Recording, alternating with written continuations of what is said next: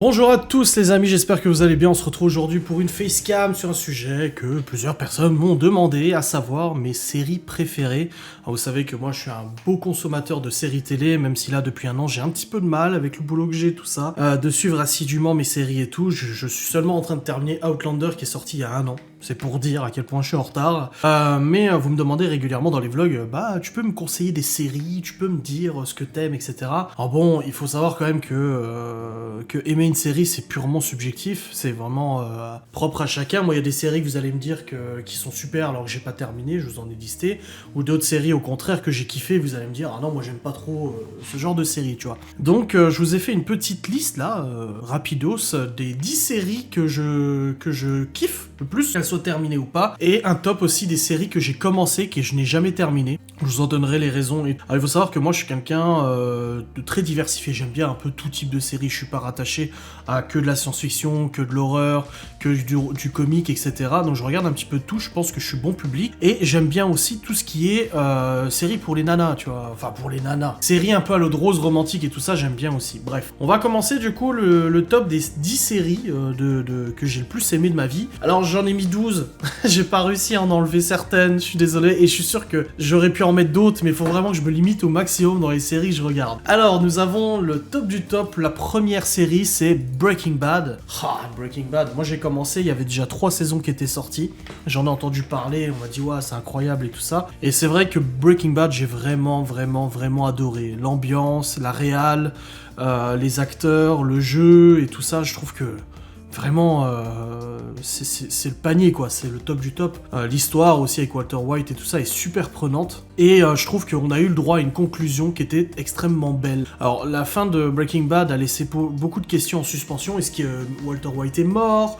Est-ce qu'il est toujours vivant? Est-ce que Jesse Pinkman va s'en sortir? Et on a eu la chance d'avoir une réponse dans le spin-off qui s'appelle El Camino, qui est disponible sur Netflix et qui raconte la suite de Breaking Bad vue par Jesse, en fait, l'histoire de Jesse Pinkman. On a appris justement que Walter White était décédé, donc au moins on sait qu'il ne reviendra pas dans une suite ou quoi que ce soit, et je trouve que c'est beaucoup mieux comme ça. T'as toujours un petit peu peur quand des réals reprennent comme ça une série qui a arrêté depuis longtemps et essaient de refaire quelque chose, t'as toujours peur que ça soit pas terrible, et je trouve que là-dessus ils s'en sont vraiment très bien sortis, les réals. Donc Vince Vaughn et James Gilligan, c'est comme ça qu'il s'appelle? Attendez, je vais pas...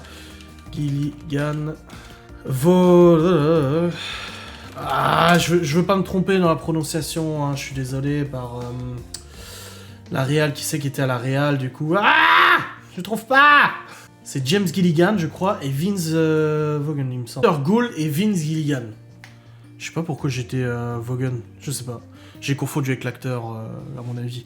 Donc c'est Peter Gould et Vince Gilligan, je trouve que vraiment, au niveau réel, c'est ouf. Et dans la deuxième place de ce top 10, nous avons du coup Better Call Saul, qui est le spin-off qui suit les aventures de Saul Goodman, donc Jimmy McGill. Et pareil, vraiment, c'est la même patte de réalisation. Alors, si vous aimez pas les séries lentes, ça ne sert à rien. Vous voyez, je vous donne des conseils en plus de tout ça. Parce que Breaking Bad et Better Call Saul, c'est des séries qui sont à action lente. Il y a des séries qui sont avec des intrigues rapides. Par exemple, Lucifer, chaque épisode, c'est un peu une nouvelle série, une nouvelle histoire, même s'il y a quand même une trame de fond. Et Breaking Bad et Better Call Saul, c'est vraiment une série lente. C'est-à-dire qu'il faut toute une saison pour résoudre un truc.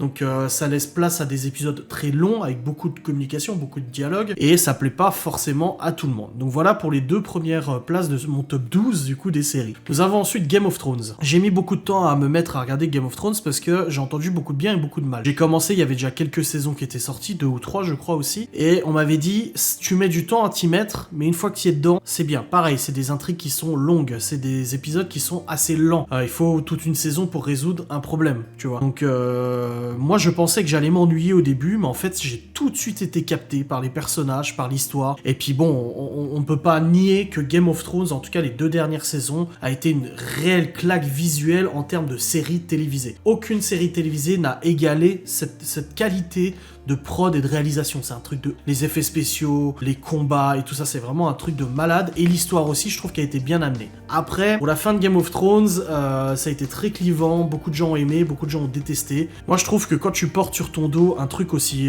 énorme que Game of Thrones, tu feras forcément des déçus. Après, moi, ce que j'ai regretté, c'est que les showrunners, c'est D&D, quoi, Dave David Benioff et je sais plus comment, les showrunners avaient la possibilité de faire quelques épisodes de plus pour clôturer la saison, et ils ont refusé pour des raisons d'agenda, etc. Et je pense que la dernière saison aurait mérité 1 ou 2 épisodes de plus d'une heure pour expliquer certaines choses et moins donner cet effet de expédier l'histoire parce qu'il fallait la terminer. Ça reste quand même une série absolument énorme. On va ensuite en 4ème position Lost. Lost, c'est une très vieille série qui est sortie, je crois, en 2006, il me semble. Qui est sortie en 2004, encore pire, en 2004, et qui compte 6 saisons. Écoutez, moi, Lost, j'ai regardé, c'est comme Breaking Bad, j'ai regardé plusieurs fois. Autant Game of Thrones, j'arriverai pas à me refaire la série, alors je regarde tout en anglais, hein. Autant Breaking Bad, j'arriverai pas à me refaire tout... autant Game of Thrones, pardon, j'arriverai pas à me refaire toutes les saisons, parce que tu connais l'intrigue et je pense que c'est râpé. Autant Lost, je me l'ai su regarder plusieurs fois, parce que je trouve que tout l'intrigue. Alors, si vous connaissez un petit peu Lost, vous allez voir la chaîne de Didi Chanduduy qui s'appelle... il s'appelle comment? C'est... attendez, Didi Chanduduy... J'ai même acheté son bouquin. Il a une chaîne YouTube qui s'appelle... Dharma Station 7. Allez voir sa chaîne YouTube Dharma Station 7, il explique énormément de choses sur la série Lost qui permettent de comprendre plein de trucs et aussi comprendre un peu le background et ce qui s'est passé avec les scénarii, J.J. Abrams et tout ça. Mais pour moi, ça reste vraiment une série ultra bien et la fin, je suis pas déçu du tout parce qu'il y a beaucoup de gens qui comprenaient pas la fin, il y en a qui comprenaient aussi et moi je l'ai compris comme ça et finalement avec les explications avec les années qui sont passées, bah la fin je l'avais bien comprise. Nous avons ensuite en 6ème position Outlander. Outlander, c'est une série que je dis pour femmes, parce qu'il y a beaucoup de romances, etc., mais aussi beaucoup de chevalerie, beaucoup de combats. Outlander, j'ai eu un petit peu peur, parce que autant les 3 premières saisons, j'ai adoré. 5ème saison, j'ai été un peu triste que ça soit toujours la même trame. Claire se fait enlever, Jamie se fait enlever, il faut aller le sauver, C'était toujours un peu comme ça, mais là je suis en train de terminer la 5ème saison, et je trouve que finalement ils ont arrêté un peu ça, et on a une saison où Jamie et Claire restent ensemble tout le long, tu vois. À chaque fois c'était ils partent à la guerre, peut-être que je le reverrai jamais, et puis en fait non, ça va, ça se passe plutôt bien, et je trouve que niveau scénario, ils ont réussi à faire quelque chose de super propre. Je sais qu'il y a une 6ème saison qui est en préparation, et vraiment Outlander, je vous la conseille vraiment, c'est de l'action, c'est de la romance, c'est de l'intrigue aussi, avec des voyages dans le temps et tout ça, tu vois. Enfin, je trouve que c'est vraiment super intéressant et je suis content de pouvoir suivre cette série. Nous avons ensuite en 7ème position Lucifer. Alors, Lucifer, ça me fait rire d'aimer autant cette série parce que Lucifer, ça me fait penser à un peu une série, tu sais, des années 2000 qu'on regardait dans la trilogie du samedi, tu vois, un peu comme Charmed et tout ça. Parce que voilà, c'est un peu banal, mais en même temps, t'es super intrigué par l'histoire, et je trouve que le personnage incarné par Tom Ellis est vraiment super, et Tom Ellis dans son rôle aussi, il joue vachement bien son rôle. Je regarde cette série en français. De la liste, pour l'instant, c'est la seule série que je regarde en français, parce que je trouve que les doublages sont vraiment bons. Contrairement, moi personnellement je trouve que depuis Lost, donc depuis les années 2005, les doublages sont absolument pourris quoi. Breaking Bad ça fait mal. Après on aime ou on n'aime pas, moi je vous donne mon avis, je regarde tout en VOST quasiment. Mais Lucifer j'ai commencé en français et je trouve que ça passe super bien en français quoi. Et en anglais aussi j'ai regardé 2-3 scènes et ça passe aussi très bien, mais voilà, c'est une série que j'ai hâte de connaître la suite et la fin. Parce que vraiment j'ai accroché à fond. J'ai mis ensuite en 8ème position Hunting of Hill House et Bly Manor, donc les 2 saisons. Pourquoi? Parce que je trouve que c'est la seule série horrifique qui m'a vraiment captivé à ce point-là, vraiment fait peur, en tout cas pour la première saison, et qui m'a vraiment passionné par l'histoire et l'intrigue pour la 2e saison. Vraiment, Hunting of Hill House, tu prends la première saison, t'as de la frayeur, tu prends la 2e saison, t'as de l'intrigue. Et je trouve que c'est vraiment super bien, et j'adore l'actrice principale de la saison 2, qui est aussi dans la saison 1. Je trouve qu'elle joue vraiment bien et tout, et voilà, c'est une série que j'affectionne beaucoup. Nous avons ensuite Kaamelott. Ouais, Kaamelott, hein. Que dire, c'est Kaamelott. J'ai regardé, re-regardé, j'adore Kaamelott. J'adore les personnages, j'adore la musique aussi. L'OST de Kaamelott est vraiment magnifique, elle est réalisée par Alexandre Astier. En l'occurrence, elle est vraiment magnifique et j'aime beaucoup l'évolution des personnages et je trouve que Alexandre Astier a réussi un truc super beau, c'est qu'il a réussi à transformer sa série comique en une série avec une histoire vraiment profonde. Et ça, je kiffe à mort et j'attends le film avec impatience. Nous avons ensuite Narcos, saison 1 et saison 2. Je me suis arrêté à saison 2. Alors Narcos, c'est l'histoire de Pablo Escobar, baron de la drogue... Et j'ai regardé un peu par curiosité parce qu'un ancien ami m'avait dit « Ah, regarde, tu verras, c'est sympa l'histoire et tout ». Je vais rajouter, j'ai envie de dire 13, parce qu'en fait cet ami m'avait conseillé aussi La Casa des Papel. Narcos, vraiment, je trouve que l'histoire est bien amenée. J'ai arrêté à la fin de la saison 2 quand Pablo Escobar est attrapé, parce qu'après ça part sur d'autres cartels, etc. Et ça m'intéressait pas plus que ça. C'est vraiment l'histoire d'Escobar qui m'intéressait. Et vraiment, autant l'acteur que la bande-son, que l'ambiance, que la violence et tout ça, je trouve que c'est bien amené, c'est bien réalisé. C'est pas de la violence gratuite, mais ça montre un peu l'horreur de tout ce qui a pu se passer et qu'on peut pas négliger, quoi. Mais vraiment, je vous recommande, hein, si vous voulez une série prenante, historique, fiction historique, n'hésitez pas, Narcos saison 1 et saison 2. Je vais aussi rajouter du coup Casa des Papel, donc j'en aurai pas que 10, j'en aurai 13 de séries. La Casa des Papel, tu peux lui trouver plein de défauts à la Casa des Papel, c'est une série que tu peux trouver plein de défauts, mais l'histoire, les personnages, l'intrigue, t'accroches, tu vois. C'est une série qui, malgré tous ses défauts, arrive à t'harponner comme ça par la tension qu'elle arrive à te mettre dans chaque épisode. C'est vraiment, il y a une tension constante où tu te dis, est-ce qu'ils vont se faire choper, pas choper, etc. Et les personnages aussi, tu t'attaches beaucoup, et je trouve que la série est sauvée par ça. On aurait peut-être des personnages un peu moins charismatiques, une tension un peu moins extrême, et une ambition au niveau des réals de faire du sans-sas au niveau des braquages un peu moins importante, et je pense que la série aurait beaucoup moins de saveur.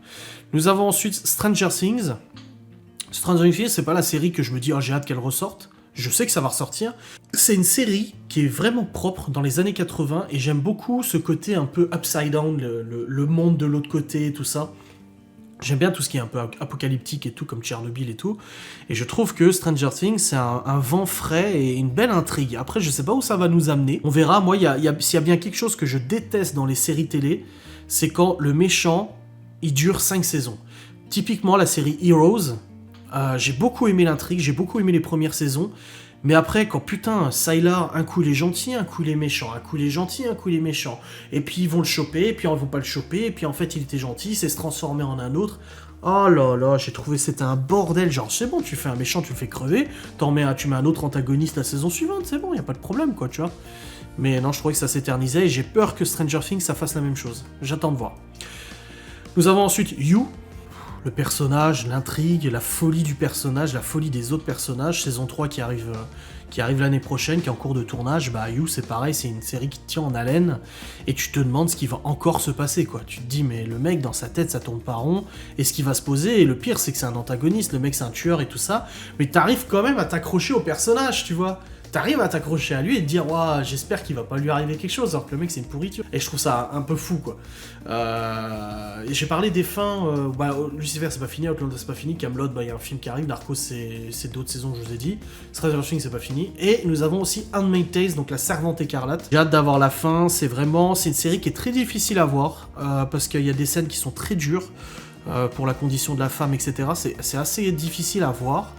Mais je trouve que c'est une série qui est très bien réalisée, qui est très prenante. En même temps, c'est une série où, putain, à chaque épisode, t'as le seum, quoi. Je me souviens, la dernière saison qui est sortie, putain, à chaque épisode, je me disais, mais là, ça commence à faire beaucoup ce qui se passe, là.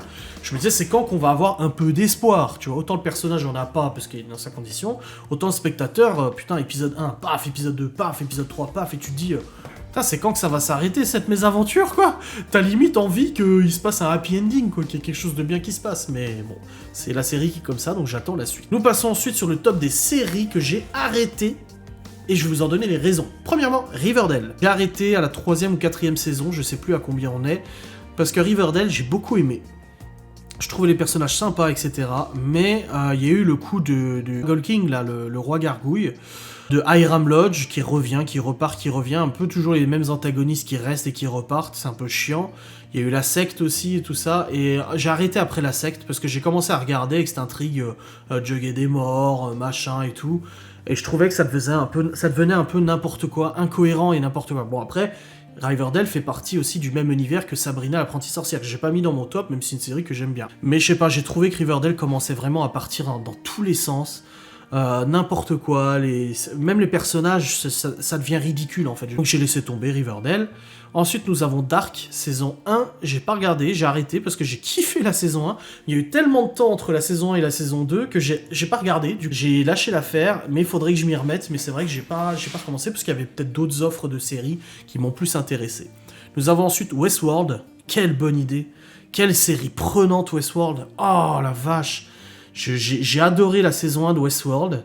Quand la saison 2 est sortie, j'ai pas eu l'occasion de tout de suite la regarder.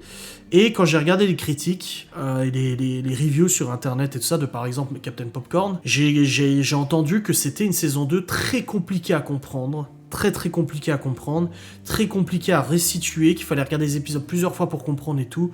Et là, ça m'a saoulé. Je me suis dit, ah putain, j'ai envie de regarder un truc sans me prendre la tête. En tout cas, en ce moment, j'ai envie de regarder des trucs sans me prendre la tête. Si c'est pour retourner sur une série où on se dit quoi hein de quoi Bah non, ça sert à rien. Donc j'ai laissé tomber. Peut-être que je reprendrai, c'est possible, mais pour l'instant... Nous avons ensuite Black Mirror, donc la dernière saison. J'ai regardé un des épisodes et j'ai pas regardé les deux autres parce que ça m'a pas intéressé du tout. J'ai trouvé ça très moyen. Je crois que c'est avec Miley Cyrus l'épisode que j'ai regardé. J'ai trouvé ça très moyen.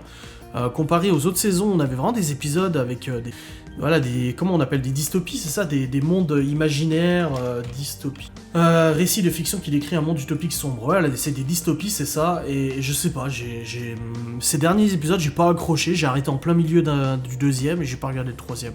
Voilà, ça m'a pas botté plus que ça. Nous avons ensuite Paul Dark. Alors Paul Dark, c'est un peu dans la veine de Outlander. Ça ressemble un petit peu, mais j'ai arrêté et je sais pas si je vais recommencer. C'était pas mal, je trouve, mais il y avait pas la petite... En fait, quand tu sors d'Outlander et que tu regardes Paul Dark, tu te dis côté voyage dans le temps qui rajoutait un petit plus, qu'il n'y a pas avec Paul Dark. Donc du coup, j'ai pas accroché plus. J'ai bien aimé, mais pour l'instant, j'ai pas le temps de suivre, quoi. Nous avons ensuite Walking Dead et Fear the Walking Dead. Alors Fear the Walking Dead, j'ai regardé 2 épisodes, j'ai arrêté. Et Walking Dead, j'ai arrêté de regarder la série à partir de la prison avec le colonel. Donc j'ai arrêté avant l'apparition de Negan et tout ça. Par contre, j'ai continué de suivre l'histoire en regardant des résumés sur internet. À chaque fois qu'un épisode sort, je regarde le résumé ou je regarde une vidéo YouTube qui en parle pour me tenir un peu au format de l'histoire. Pourquoi ? Parce que je trouve que Walking Dead, ça a commencé à traîner trop en longueur. Et regarde Negan, là il y avait Negan qui est arrivé, il a buté des gens, et puis finalement c'est devenu un pote, et puis finalement c'était sa rédemption, et puis finalement machin, et puis après quand c'est pas les saviors, c'est les chuchoteurs, et puis quand c'est pas les chuchoteurs, c'est encore d'autres. En fait, ça s'arrête jamais, et je pense que tu pourrais faire 37 saisons, que ça sera toujours la même chose, quoi. Donc moi j'ai arrêté parce que j'avais plus d'intérêt à regarder, je me suis dit bah c'est cool, il y en a qui vont mourir, il y en a qui vont revenir, des nouveaux personnages qui vont être introduits, il y en a d'autres qui vont mourir, et puis on va avoir des nouveaux ennemis, et puis des nouveaux ennemis, puis ils vont s'installer dans un village, puis le village il va prendre feu. Tu vois, j'ai pas du tout aimé ce côté-là. Nous avons ensuite la série The 100, je crois que c'est ça hein, la série, j'ai noté ça mais je crois que c'est ça, où en fait il y a des jeunes qui sont envoyés sur Terre, je crois, quelque chose comme ça, de jeunes délinquants redescendent sur Terre. Bah écoutez, j'ai regardé les 2 premiers épisodes, et j'ai pas kiffé. J'ai pas accroché plus que ça. Il paraît que c'est super bien, mes parents regardent, mais moi j'ai pas kiffé du tout. J'ai pas trouvé ça super intéressant, je me trompe peut-être, hein, mais j'ai pas trouvé ça super intéressant, ça m'a pas botté. Et nous avons ensuite American Horror Story, donc American Horror Story, pareil c'est une saison, une histoire. J'ai regardé Coven, L'Asile... je vais vous dire parce que j'ai pas regardé toutes les saisons. Dans American Horror Story, donc nous avons plusieurs saisons. Alors, Murder House j'ai regardé, L'Asile j'ai regardé, Coven j'ai regardé, Freak Show j'ai pas regardé, Hotel j'ai pas regardé, Roanoke j'ai trouvé ça trop intéressant, Roanoke, Culte j'ai regardé, Apocalypse j'ai regardé, et 1984 j'ai pas regardé. American Horror Story, ça dépend de l'histoire. Je regarde ou je regarde pas. Bah là, la dernière saison, là, 1984, ça m'a pas du tout intéressé. Du coup, bah j'ai pas regardé. Voilà. Donc voilà au niveau des séries que je vous conseille de regarder si vous avez un peu les mêmes goûts que moi. J'espère que cette vidéo vous aura plu. C'est une vidéo un peu simple, mais où je vous aurai raconté un peu ce que vous vouliez que je vous raconte. Je vous fais des bisous. N'hésitez pas à vous abonner, commenter, liker, à me dire en commentaire vos séries préférées, si vous partagez mon avis ou pas sur certaines choses. Et puis, bah, on se retrouve très vite. Salut.